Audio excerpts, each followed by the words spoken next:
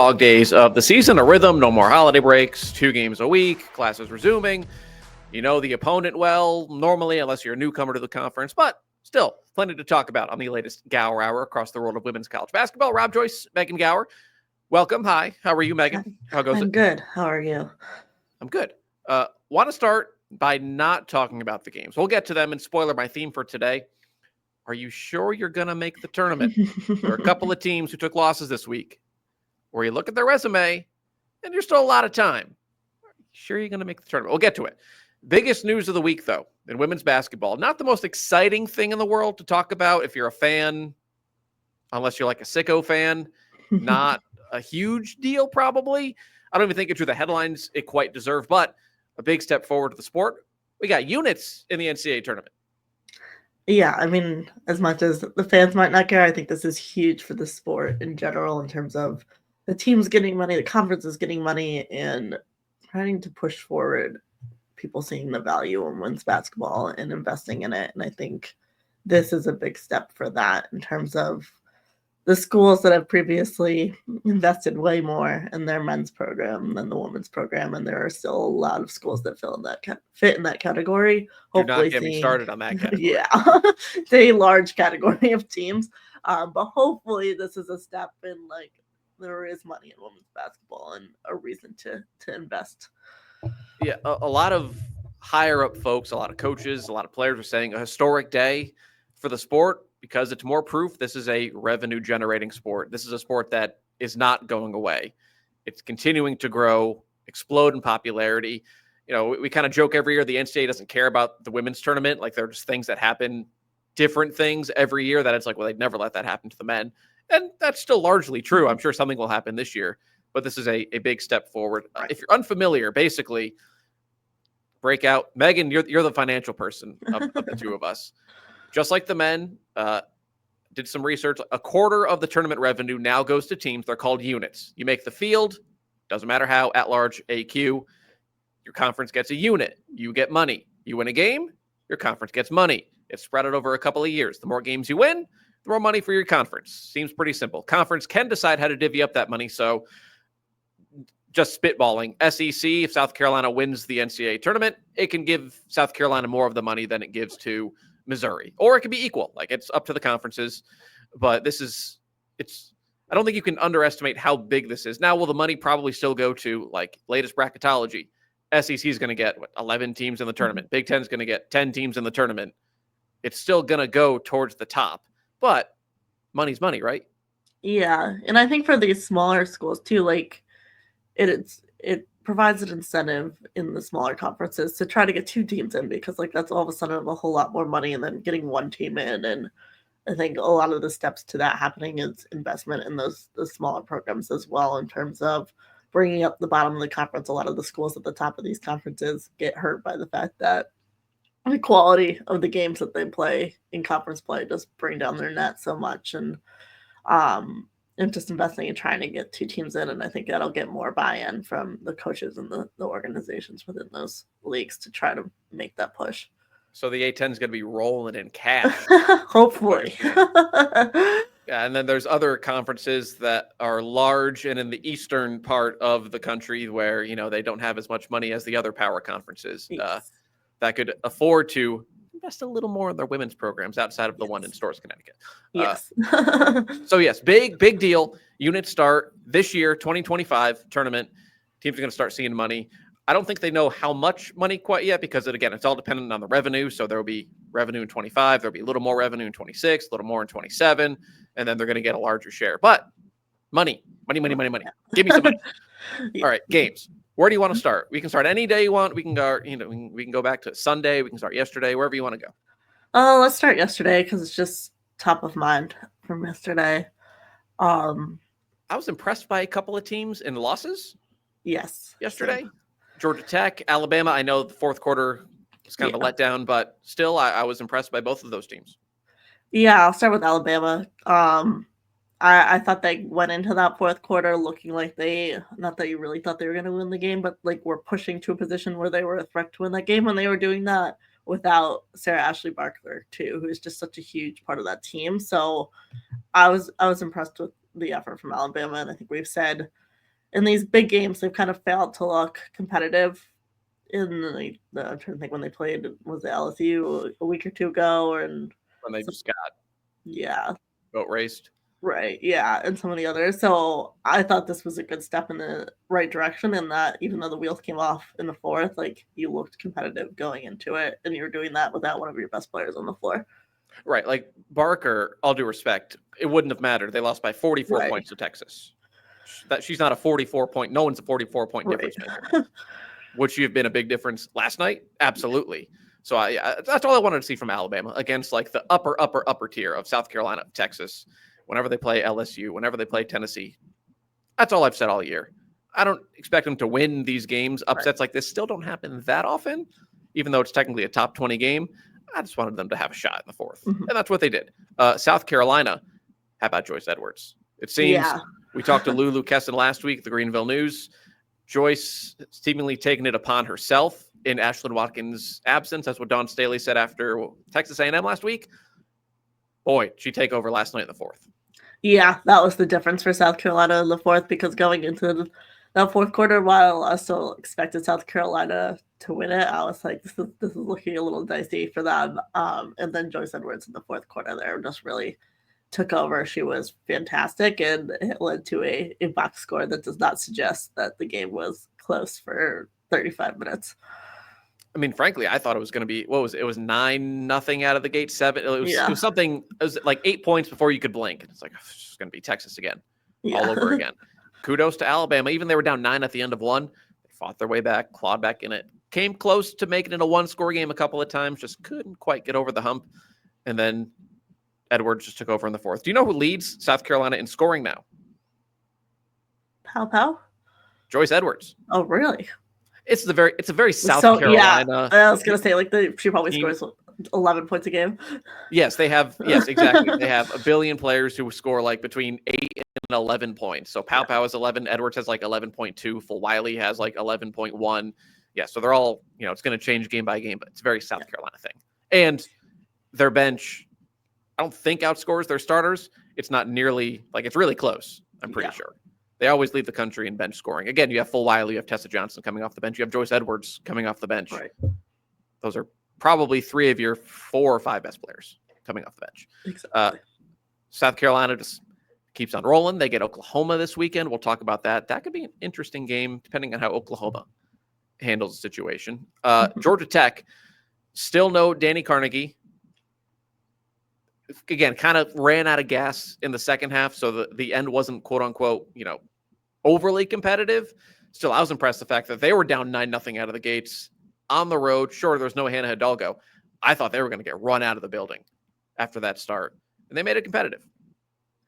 Yeah, I agree. I think, both teams obviously missing someone here. No Hidalgo, no Carnegie, but they were able to keep into it, and I think Georgia Tech's depth is not what Notre Dame's is, and not that Notre Dame has a ton of depth per se, but I think they just have more depth of talent than Georgia Tech does. So the loss of one hits them harder than it hits Notre Dame, and they're still able to stay competitive. And I thought that was impressive, but also probably just a testament to how much Hannah Hidalgo does for this Notre Dame team.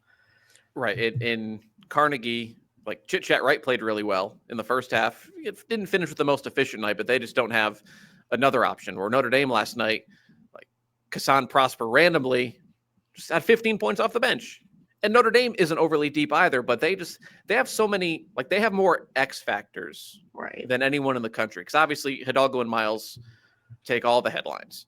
Maddie Westbeld, Sonia Citron, Leah Tu King. Last night was Prosper. Just not random folks, but just these secondary, tertiary options are better than most secondary, tertiary options anywhere in the country. Yeah. I forgot to ask you last week. Maddie Westbeld back. Mm-hmm. We saw it last night. She was 8 of 11 from the floor, 20 points. She doesn't take a ton of threes. It feels like she takes timely threes, and she normally makes timely threes. Just how much of a vital piece is it for her to be back? I think it's so important in terms of the only hole in this Notre Dame team prior to her being back was kind of the front court to begin with. So obviously having her back from that perspective is huge. But she's just such a versatile player too. Like, she's not your, like, pound it in the lane front court player, but like you said, she can step out and take the three. Like, that just creates such a challenge for a defense when you have to guard her in the paint, but then also be wary of when she's going to step outside. And I just think it's kind of like the missing piece for this Notre Dame team. So as good as they've been, they're now better because she's on the floor. Yes, and Hidalgo has been out the last 2 games, struggled at Clemson on Sunday without her, pulled away in the fourth. Not too dissimilar to last night. I assume they're going to ease her back, and I don't think it's a major injury. I mean, they're going to take care of business against SMU. They'll go to Boston College. They can beat them. They don't need her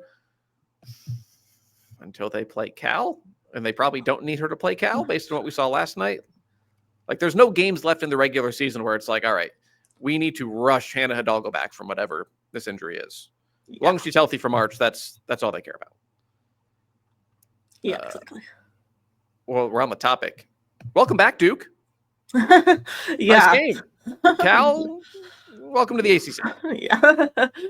Yeah. Welcome to playing Duke and their defense. It's not totally a shocking loss from Cal, I would say. Like, if you haven't played a team like Duke before, yeah, it can be quite the adjustment for a team that's not used to playing that kind of basketball.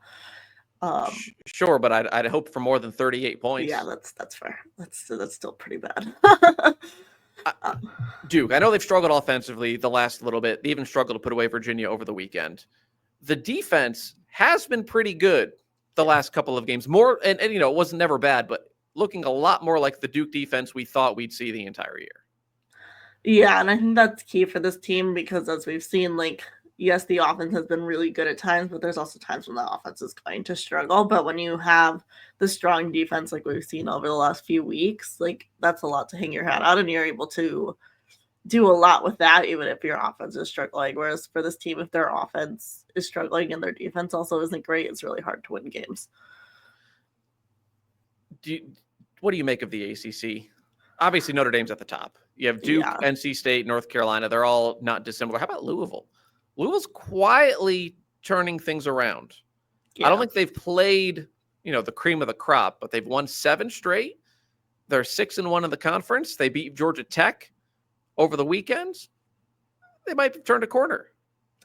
Yeah, not necessarily shocking. As rough as it seems at the beginning of the season, like, this is still a Jeff Walz team, and Jeff Walz knows how to recruit, and he knows how to coach. And, like, I feel like regardless of what you think is team at the beginning of the season, it's always a team that, like, no one really wants to see in March, regardless of where they're going to fall in that bracket. And it does feel like they've kind of turned a corner here and started to figure things out. And they played a really, really tough schedule to start the season with a team that is relatively young, relatively new.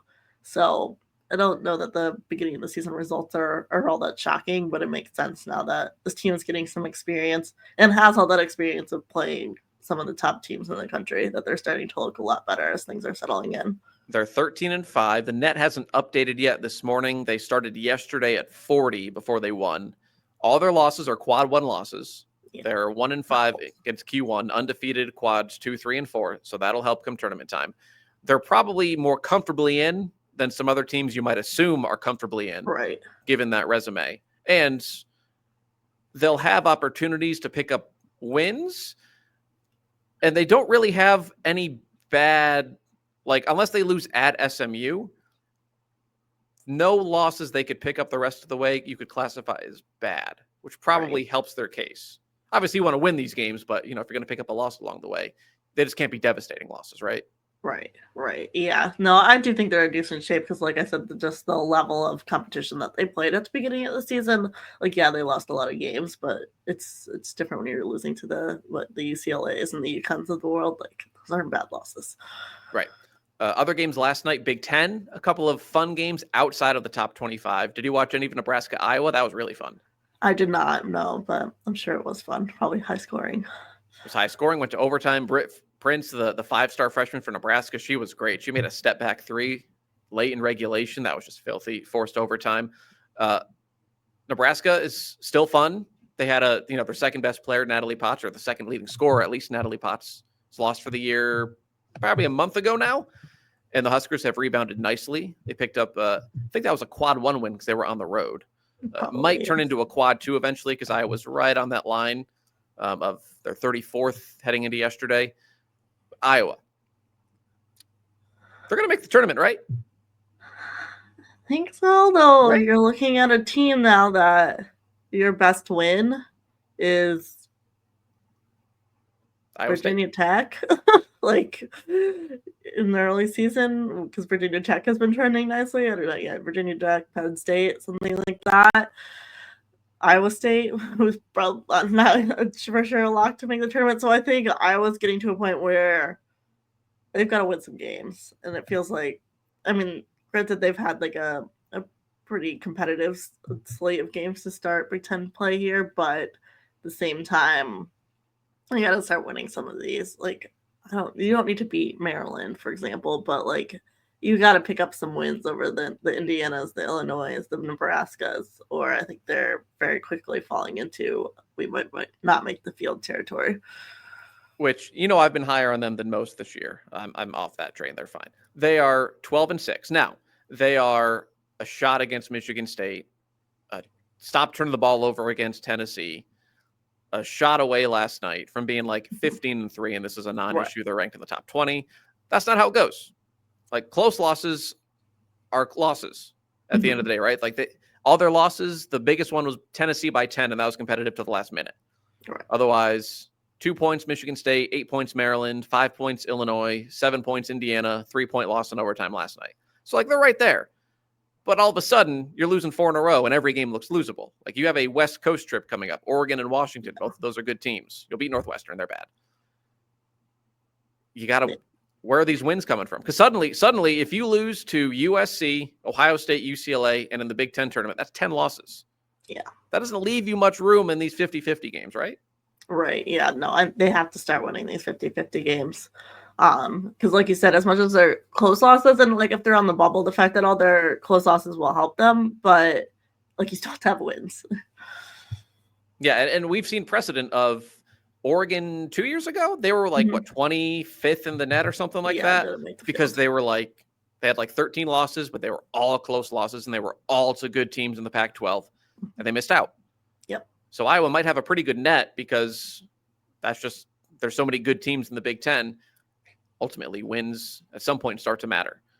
Speaking of wins, Illinois, a nice win over Indiana.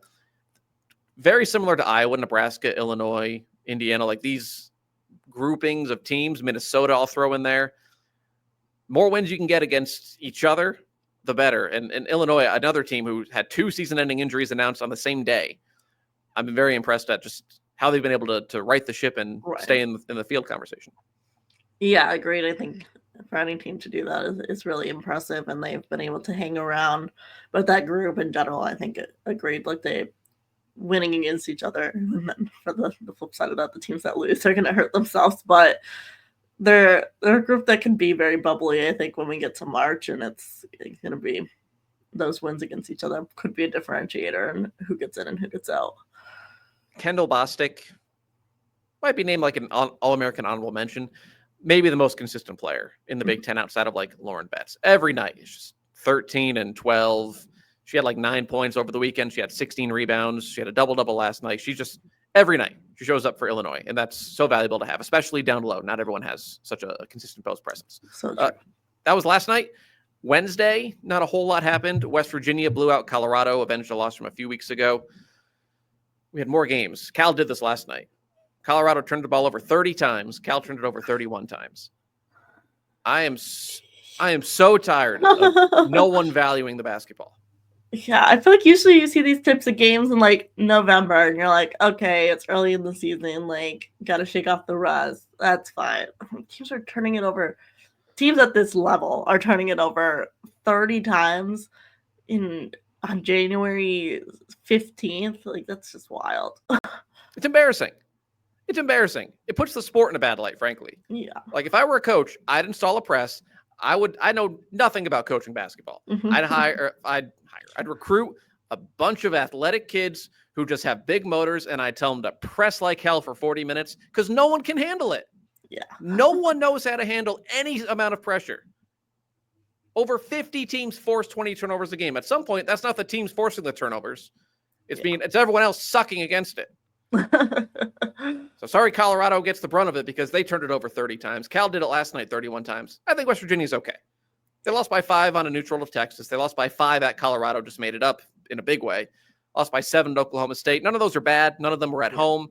They're 12th in her hoop stats rankings. Crazy. I don't think they're that good. No. But I think, last week I think the last 2 weeks I've said, there's just a bunch of teams in the Big 12, throw them all in a bag and pull it out. If they're pieces of paper, I think West Virginia and Baylor, I think they have 2 pieces of paper, and everyone else is 1. Yeah. Like they're just a little bit better, I think, than those other jumble of teams. Yeah, I would agree with that. One of those teams who's in that jumble, Oklahoma State, woof, cannot lose to Houston. Cannot happen. No. Not good. First time ranked since 2018. You cannot go to Houston and lose that game, because now I'm asking, it's Oklahoma State. Like that's a singular game that can put you on the bubble. Yeah. The bad losses hurt you so much, because once you start talking about things that are Q4 losses, Q3 losses, it just hurts you so much more than a loss in a better tier. And yeah, again, like, I mean, they've got some nice wins, so I think they're probably okay, because I still think, like, as much as that loss is bad, like, you've got a West Virginia win, you've got a Baylor win, like, those are 2 really nice wins. But at the same time, if they lose some other things in that kind of tier along the way, they can start getting themselves into trouble with having that Houston loss. They have a quad 3 loss. They have a quad 4 loss. No one else in the top. Let me scroll through. You need to get to Richmond at 33, who has 2 Q4 losses, to find another team who has multiple losses outside of the top 2 quads. Yeah, that is a good point. I didn't realize that the Kansas loss was a Q3 loss. No, they lost to someone. Who they lose to? Efforting. They have 3 losses. I thought it was Richmond, Kansas, and Houston. Oh, you're right. Richmond should be. Which one was the Q4 loss? Last night, probably. I guess. Oh, yeah, it had to have been Houston. Yeah. Well, yeah, I guess it had to be, because the Cougs were 4-12, winless in the Big 12. Oh boy, yeah. Houston's losses: UT Rio Grande Valley, who was 222nd in the net; Rice, who was 132nd in the net; North Texas, who was 142nd in the net; Pacific, who was 200th; and UT Arlington, who was 204th. Yeah, not great. Can't lose that game. They're probably fine if they lose single-digit games, because they're 14-3, so they got a head start. If you're in a power league and your losses end before the number 10, you're probably fine. But suddenly though, every game looks losable now, right? Yeah. That's the problem, is that you have to win these games. And I mean, like a UCF, you should beat UCF, but like that win doesn't do much for you. Same with Arizona State. But yeah, now you've got a tougher stretch of teams coming, and some on the road, and you need to win. And you say games. You should. Well, you just lost at Houston. Right, true. So all of a sudden, anything could happen. Why can't you lose to UCF? Why can't you lose to ASU? Why can't you lose to Cincinnati? Let alone K-State, TCU, Baylor. Right. So I guess no one has a higher, like a wider spectrum of outcomes in the Big 12 potentially than Oklahoma State. Staying in the Big 12, Baylor, a nice win without Dariana Littlepage-Buggs against Utah. She was suspended after she got ejected against Arizona State. Baylor might have had its best performance of the season without her. I'm tempted to get sucked back in by Baylor. I was high on them in the preseason.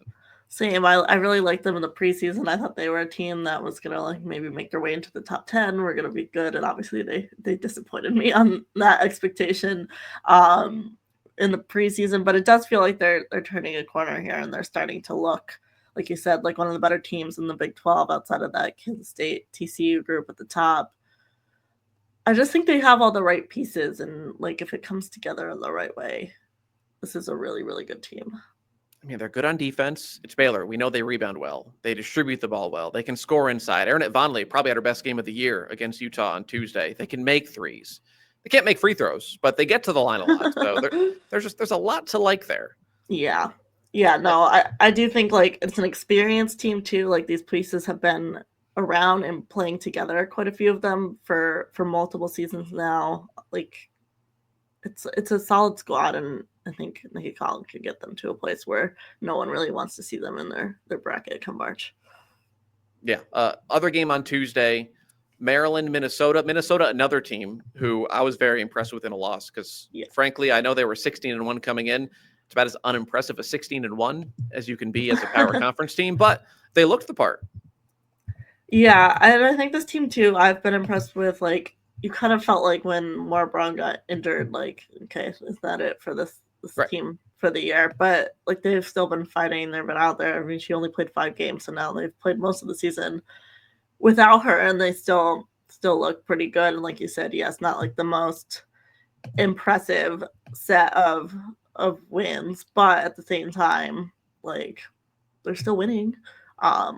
And like, I do think they're a team that you've got to beat some teams in conference play, right? Like, just beating like the Penn States and the Rutgers and they beat Illinois, so maybe I'll retract that statement. They do have some decent wins. That is their only quad 1 or quad 2 win. They have 15 wins against the bottom 2 quads. Okay. Yeah. So you've got to pick up some wins in those top 2 quads, I think, to strengthen your resume, but that they're going to have plenty of opportunities to do that, I think, coming forward. And they can afford a couple of losses as well because they haven't really lost any bad games.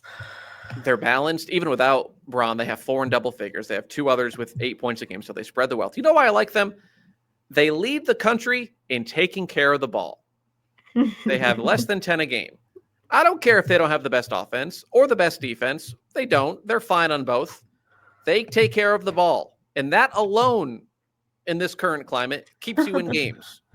They don't waste possessions. So Minnesota, you've got a fan. If you want to send me some shirts, I will gladly wear it. Or a sweatshirt, pants, apparel, a pin, whatever. Yes, I'm on the Minnesota bandwagon. Maryland, have we heard on Bree McDaniel? I have not heard anything. I don't want to speculate. It did not look good. No. I mean, I tried looking this morning. I couldn't find anything. So I guess. Yeah, I looked last night and also did not see anything. I mean, they have 2 monster games coming up. Yeah. They start maybe the most brutal stretch that anyone has the entire year. Let me pull it up. They have neutral site against Texas, neutral against Texas, at Ohio State, home to UCLA in back-to-back-to-back games. Yeah. I'm not optimistic. I'd feel a lot better if Bree McDaniel played. Yeah. I thought they were actually fine. Like, they're coming off a sluggish game. They were without Poffenbarger and Tabiasu against Wisconsin. That I didn't expect to turn the game on in the 4th quarter, but I did. Came home. They're in a high-scoring game. They won. Kudos. That all my opinions are kind of waiting on how McDaniel is because they're deeper than some. They're not the deepest team in the world, especially like she's their main person off the bench. If she's out for any extended period of time, suddenly that bench looks a lot thinner. Yeah, I think she's just been such a huge piece of what this team has done this year and why they've been as good as they have. So to lose her is obviously going to be a big loss, and hopefully it's nothing, but it just didn't look good. And I mean, knees always make me concerned in general. Right, especially when there's no there's no knee on knee. Yeah, like it's just one of those knee injuries that you're like, that might not be good. I mean, I'm hoping I'm wrong, but she's just been such a big piece of what this team is doing, and it would really suck to see her go down right now. Yes, absolutely. The only other game from the midweek I had Monday, so LSU and Vanderbilt. So there's a Monday SEC game every week, so those 2 teams don't play on Thursday. LSU hangs on over Vanderbilt. I have thoughts on both teams. Positive for LSU because it feels like we've talked about for a month now. Like they play on the knife's edge late in the games. I have a lot of faith that they're going to find the winning play. Yeah, I agree. I think as much as they've kind of put themselves in not great positions, they're always able to come out of them on top, and I think that's really important, and a skill that's going, or I don't know if it's skill or luck or experience. Experience, I think, is probably the right word. That's going to help them come March when you're going to be in a lot more of those situations. Having played in them, I think, is an invaluable experience, and just that end game type of play. So I do think that'll be good for them. At the same time, I just feel like at some point, like this playing around and not coming, or like getting yourself in those positions where you're down things are closer than they should be, and down the stretch is going to bite them at some point. It could be Thursday when they head to Colonial Life and play South Carolina. That trio of Flau'jae, Michaela Williams, and Issa Morrow, they had 68 points. It feels like, you're playing with fire when you need all three of them to be very good. All three of them were very good against Vanderbilt. But, Flau'jae's won a national title. Morrow's played 1.5 billion college games. She's been good in pretty much every one of them. And Williams might be the most talented of the three. Just raw talent. Yeah. We'll talk about LSU, South Carolina in a bit. What do you make of Vandy? Because, again, I checked your bracketology of last week. You had them as a 6 seed. Are you sure they're going to make the tournament? I feel pretty good about them, but I do think you're right in that they need to get some wins. Because this last week has been a little rough for them in terms of the Kentucky loss, the Ole Miss loss, and now the LSU loss. Obviously it was close against LSU, which looks better, but they're just another team that doesn't have. Your best win is Arizona, Miami, so they need to pick up some wins here, and the Kentuckys and the Ole Miss types of games are the types of games you got to find a way to win, I think. They are 14-4, 1 win in the top 2 quads. They are 0-4 against quad 1. They're 1-0 against Q2. The rest are against, for lack of a better term, bottom feeders. They've had a brutal start to the SEC. Kentucky at Ole Miss at LSU. They play Tennessee on Sunday. Brutal 5 games. Yeah. They're looking at 1-4. They're looking at 5 losses overall, and they still have to go to Texas, Oklahoma, and they host South Carolina. So that's 8 losses right there. Yeah. Then they travel to Alabama. They host Ole Miss. That's racking up losses quickly. I think you got to win one of those. Someone. Yeah, I think you got to win one of those Alabama or Ole Miss games, and I don't think you necessarily have to win both of them, but I think you win one of those and get the home one against Mississippi State, and you're fine. Yeah, again, they have a head start, but a lot like Oklahoma State, you're just playing a dangerous numbers game. Yeah. With an inflated record, if you start losing some of these quote-unquote 50-50 games. LSU may not be a 50-50 game. That'd have been a upset. Mm-hmm. But the way they lost at Ole Miss, largely non-competitive in the 2 of the 3 SEC games. I was high on Vandy early on.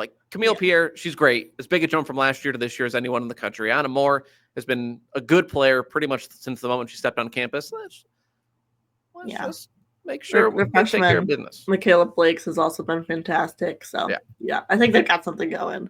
I think they take care of business in a couple of those games like we talked about. They're fine. And go from there.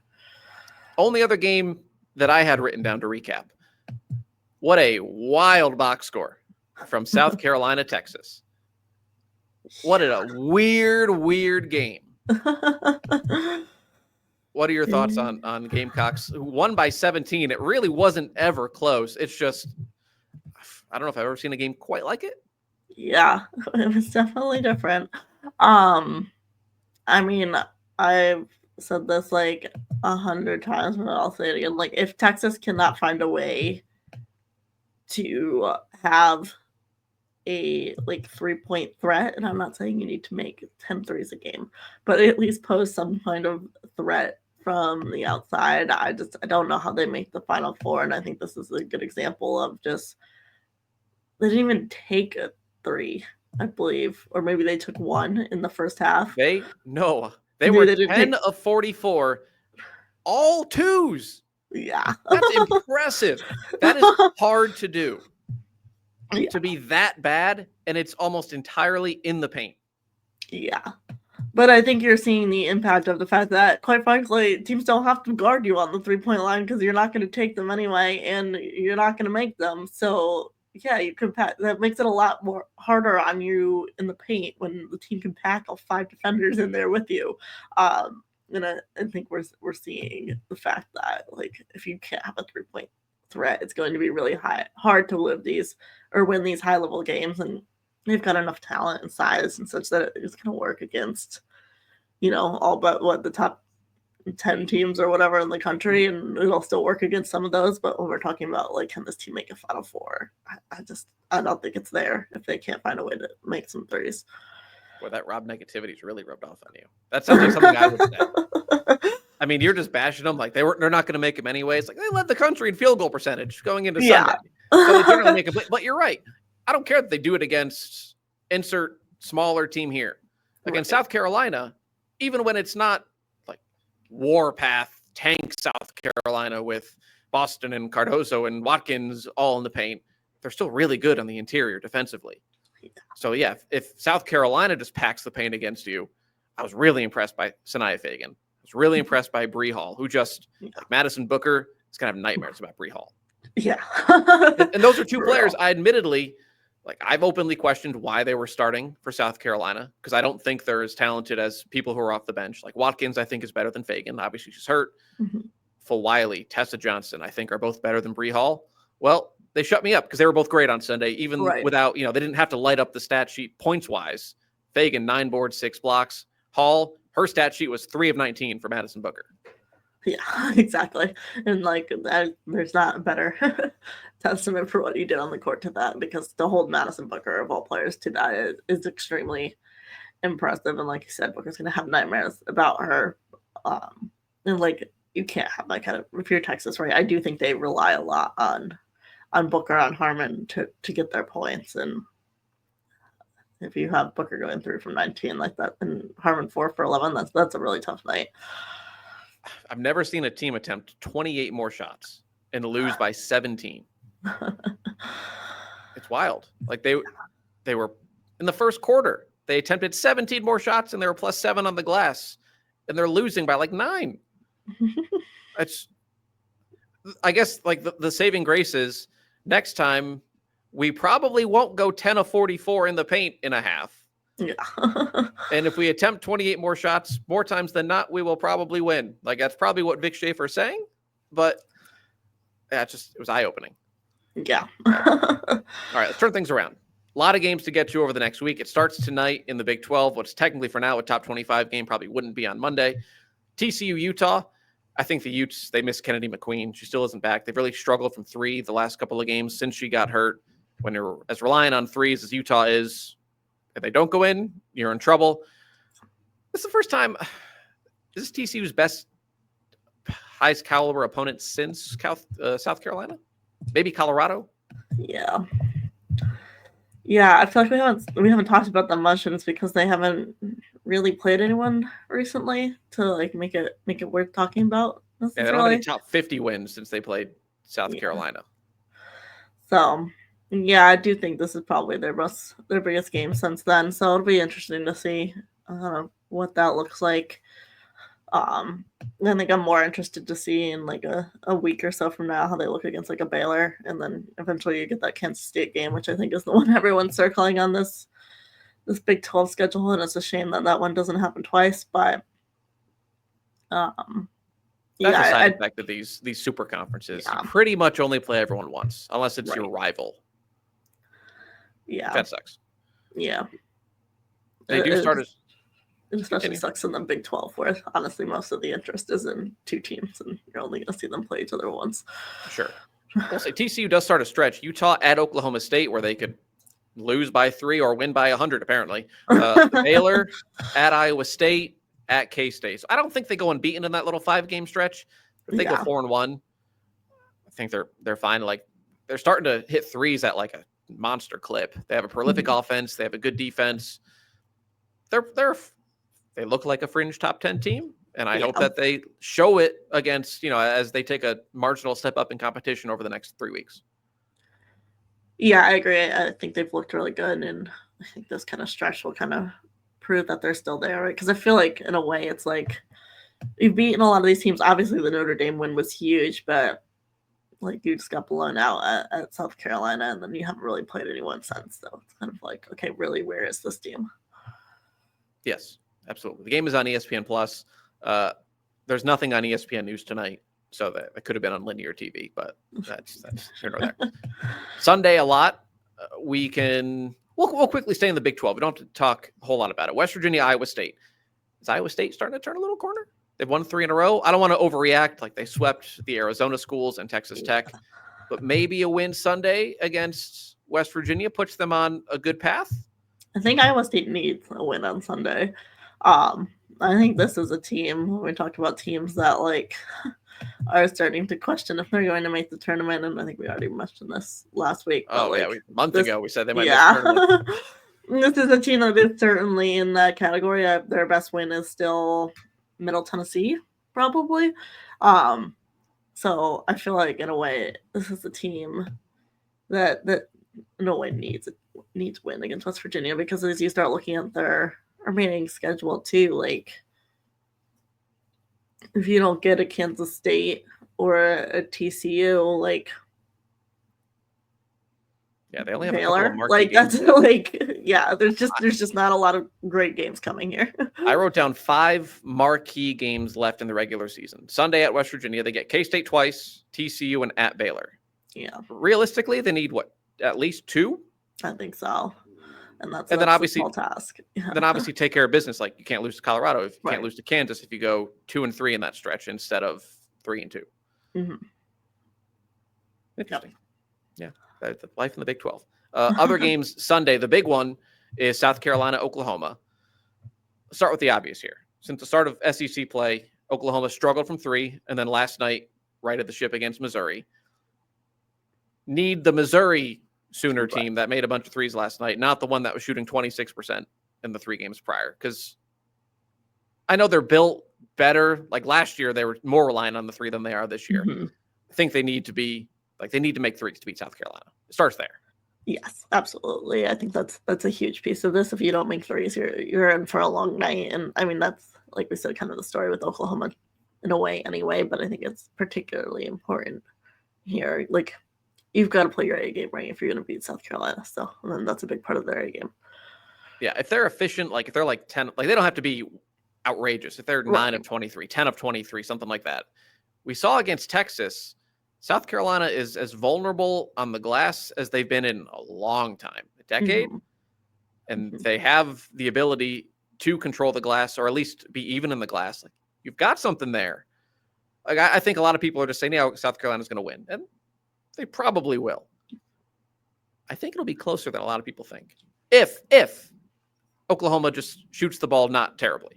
Yeah, no, I agree with that. I think that this game has potential. I think you even look at like a game like the Alabama game last night, right? Like South Carolina looked more vulnerable in that game than I think we would expect them to. So I do think if Oklahoma plays a good game and is shooting the ball well, like this one could be closer than people expected. I would still, of course, pick South Carolina to win it, but I think this could be an interesting one.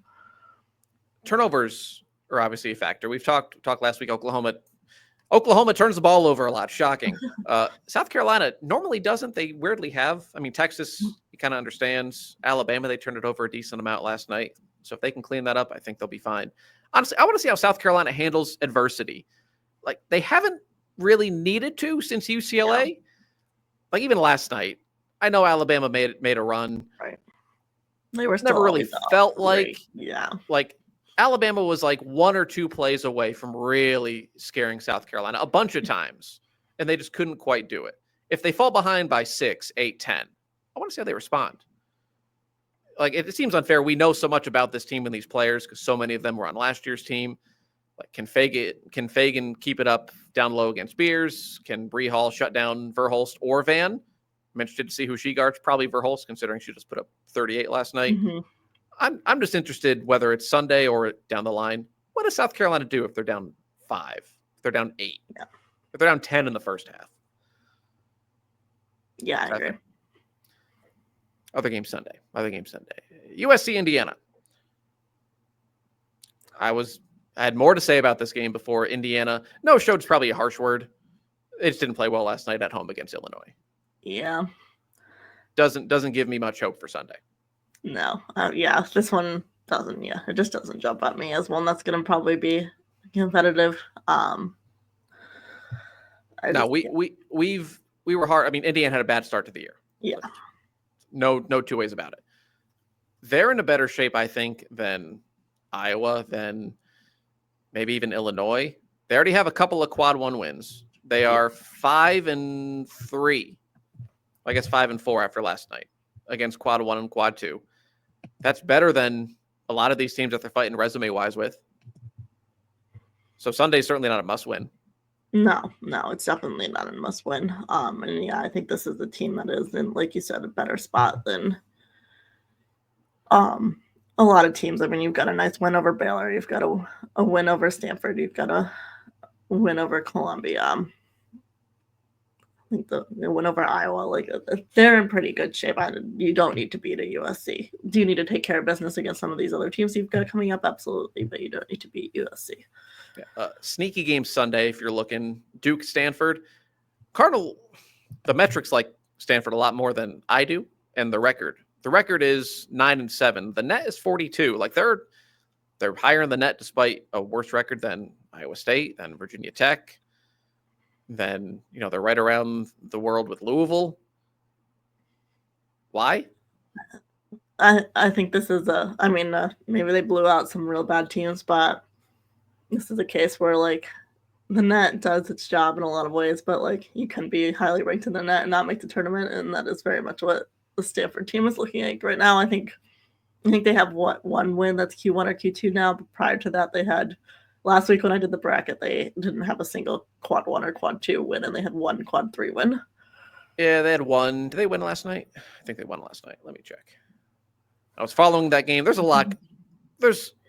I like that Thursdays kind of belong to women's basketball and Sundays do. Mm-hmm. They won by 3, held off a furious Wake Forest rally. That'd have been a devastating loss. They won. All right, would certainly help their case to win against Duke on Sunday. I don't have high hopes. That's a long trip. They probably got to town. What's today? Friday? They probably got to town Wednesday. They got to travel today, an hour and a half on the highway to Durham. It's a long trip. Welcome to life in the ACC for Stanford. ACC sneaky game, Georgia Tech, Clemson. I just want to see if Clemson or Georgia Tech can stop the bleeding. Yeah, agreed. Because the Tigers are sneaky. Yeah, I feel like they've been better than expected, and like we're not talking about them like making the tournament or anything right now, but like they look better than expected. Yeah, they stormed out of the gates last night against Florida State, and then Tania Latson in the second half did Tania Latson things. Became a fairly comfortable Seminole win. But yeah, Clemson is no pushover. They hung with Hidalgo-less Notre Dame, and then Michigan State, Illinois. Spartans starting to show cracks in the armor. They beat Rutgers, but I think teams, again, as you get into conference play, teams know who you are. I think teams starting to figure out Michigan State. It's just a game I want to see Michigan State win on the road. These 50-50 games since Thanksgiving, they haven't really won any of these 50-50 games. Bama, neutral, at Maryland, at Nebraska. They've hung around. Just come on the right side. That's all. Is that fair? Yeah, no, I think that's fair. All right, big games Monday. The Coretta Scott King Classic in Newark at the Prudential Center. Game 1's UCLA-Baylor. We've talked about Baylor. I think this game could be closer than a lot of people think. Yeah, I'm really excited for this one, and I especially feel like as much as like UCLA is like the number 1 team in the country, we haven't really talked about them because since the South Carolina game, like there haven't been all that many interesting games on the schedule for them to talk about. So it feels like they've kind of just been like flying under the radar, despite the fact that they have probably the best win in the country. So I'm excited to see non-November UCLA up against a good team and what that looks like. And I mean, we've talked about Baylor as well, and like I think this is going to be a fun game in general, and I think this is something that everyone should be tuning into. It'll be a good one. Yeah, they're both very efficient in the paint. They're both very good at defending the paint. Whoever shoots better outside the paint could be the key. Neither's overly reliant on the 3 ball or prolific at it, the South Carolina game aside. Like London Jones doesn't make 5 threes a game. Sorry, South Carolina fans, that you just got the outlier game. But for UCLA, is that because they're just not a great shooting team, or because they just haven't needed to be? Like we'll find out as they face better competition. Here's a question for you. So a lot of people are ready to crown, and maybe rightfully so, Hannah Hidalgo. She's certainly the National Player of the Year frontrunner. Lauren Betts is just quietly putting up obscene numbers, like promise fulfilled. We've waited kind of 2 years for it. She looks like the number 1 recruit out of her class. Yeah, I think she's suffering from the same thing that UCLA is suffering from, and like not being talked about because they just haven't played these big games. Whereas since that South Carolina game, where like Notre Dame since then, right, has played UConn, they've played Texas, they've played everybody, yeah, like everyone. So there's been a lot of opportunities to see Hannah Hidalgo play on that big stage, and It hasn't necessarily happened for UCLA. Is it going to stay that way? No. Like, they're going to play Baylor. They're going to play USC. They're going to play Ohio State. They're going to play Maryland. So, like, it's coming. But I do think she belongs in that conversation for sure. Like, her numbers have been insane. This team has looked really good. But I feel like she's just at a disadvantage from, like, the conversation. I feel like just it doesn't necessarily, like, evolve the way it should sometimes. So, like, because Hannah Hidalgo's already been at the front of it, and not that she doesn't deserve to be, she absolutely deserves to be there. It's a harder battle to fight your way into it when people have already kind of started to make up their minds. And this is where, again, I'll harp on the TV thing, like the West Coast, East Coast bias thing. Like, they play late. They also play on Big Ten Plus half the time. Yep. I'm not paying $13 a month to watch Big Ten basketball. I'm just not. And unless you're a UCLA fan, you're probably, or a Big Ten fan, you're probably not either. So there isn't the visibility yet, but 20 points, 61% shooting, 10 rebounds, 2.5 blocks, 2.5 assists. It's a complete stat line from someone who is finally, like Stanford. That was a weird thing. Even last year, there were times where it's like, why is she not getting the ball? Why is she not touching the ball? Now she's the focal point. She's the centerpiece of everything that UCLA does, and you see the results. Probably her biggest test Monday since the South Carolina game, maybe the Michigan game, at least in the front court with Vonleh leading that front line. Yeah. No, I definitely think so. Biggest test that she's seen in a while, so I think this will be a good one. Game 2 is Maryland, Texas. Another good one. I think, again, it's Texas at Ohio State, home to UCLA, and even throwing the Minnesota game. Like, that's a brutal 4-game stretch for the Terps. They'll slip up somewhere. I think it's more likely, I might be crazy, that they slip up against Ohio State than Texas. That's fair. I feel like you know the weight of this game going into it. Like, there's obviously a lot of attention on it. I would be more excited about this game if we knew what was going on with Brie McDaniel. Like we said earlier, like, I do think that that's a huge loss for them. And I feel like the odds that she's going to play on Monday don't feel great. So I do think that takes a little bit out of this one. But at the same time, I feel like Texas, I don't know, we've seen them be competitive with Notre Dame. They just got blown out by South Carolina. So it feels like they're kind of on a similar playing field to Maryland in terms of where they're at right now. They're similar in a rebound rate. I give the edge to Texas. I give most interior things, the edge goes to Texas in almost all situations. Maryland allows 11 offensive boards a game. That worries me. I think this is a big game for Allie Kubek and Mir McLean. Not a deep team already. You take away Brie McDaniel. Kubek brings size. McLean isn't the biggest player in the world. Knows for the basketball. At least that's the profile. Yeah, athletic, jumps out of the gym. Need them to not necessarily score, but just keep Texas at bay inside and prevent the Longhorns from having a field day.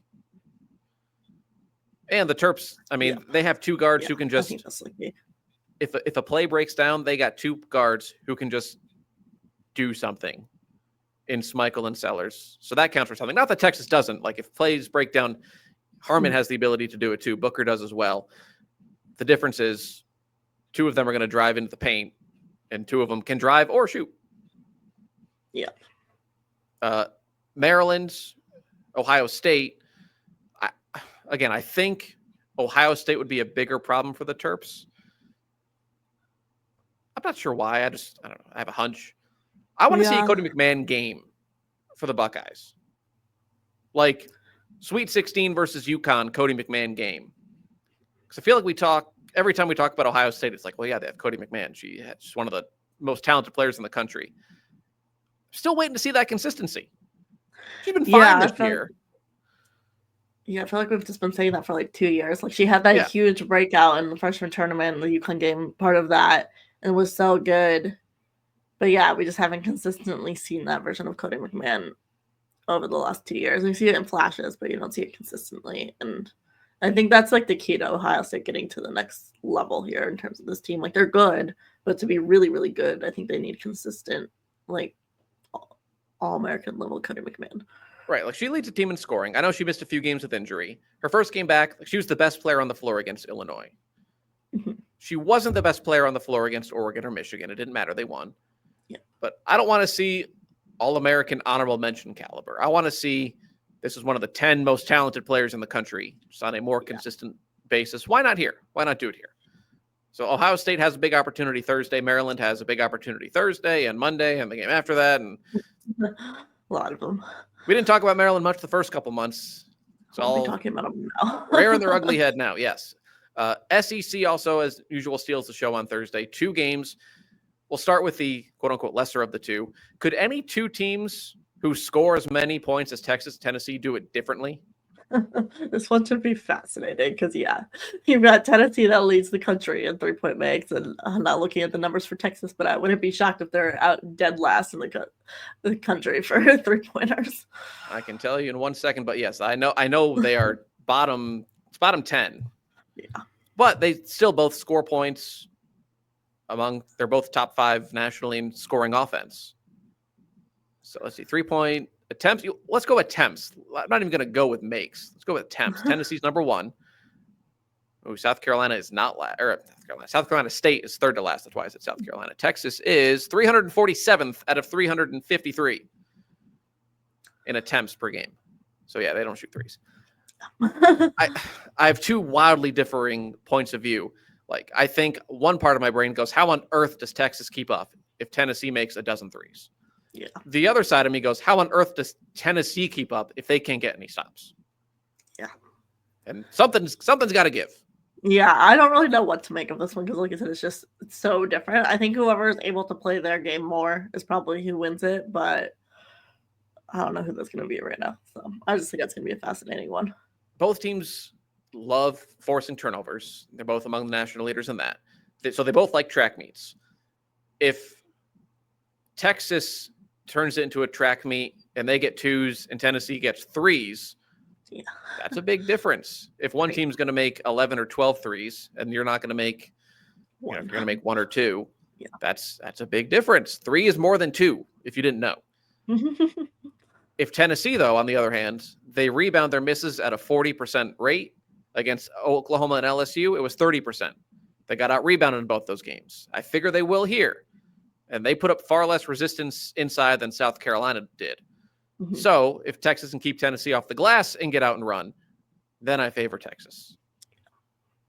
Yeah. However, I think Tennessee's needed that, like, marquee statement win. I think they could bang bodies inside just enough that they finally get over that hump. They've been close. I think they get over the hump on Thursday. Yeah, weird for us to say the same thing on something that's probably a controversial opinion, but I was going to say the same thing. I don't know what it is, but I just feel like this might be the one that Tennessee gets. Yeah, they've been teetering close. Yeah. They're right there. That leads us to game day is going to be there for the first time this year, the women's version of game day. Colonial Life, South Carolina-LSU. I kind of wish it weren't on Thursday. That's how the schedule makes out. It's fine. It feels like same story we've said for now 3 years for South Carolina-LSU. The depth of the Gamecocks, the star power of LSU. It's, again, differing clash, kind of like Texas-Tennessee, just 2 very different stylistic teams. Mm-hmm. Yeah, I mean, regardless of who wins this one, I am excited to see LSU against a team like South Carolina because it's coming, right? They're going to have to play Texas at some point. Like, they're going to have these big games. So we just haven't really seen them have these big games yet. So I'm excited to see them against that top tier because I feel like, they're still undefeated. It's like, does this team belong amongst that top group of teams in the country? And I think there's no better way to see what that looks like than playing South Carolina. LSU probably has 3 of the 4 most talented players on the floor. Yes.